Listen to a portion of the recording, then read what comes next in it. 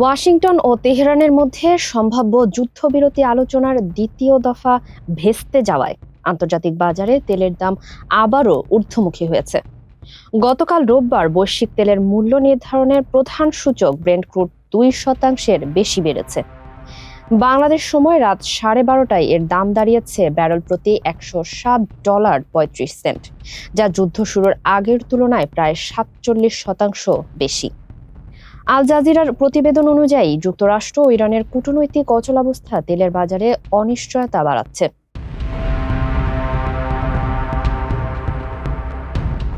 তবে জ্বালানি বাজারের এই উত্তেজনার মধ্যেও এশিয়ার শেয়ার বাজারগুলো ইতিবাচকভাবে দিন শুরু করেছে।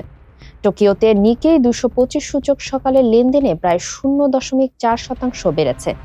অন্যদিকে দক্ষিণ কোরিয়ার কোসপি সূচক বৃদ্ধি পেয়েছে প্রায় 1.5% পর্যন্ত।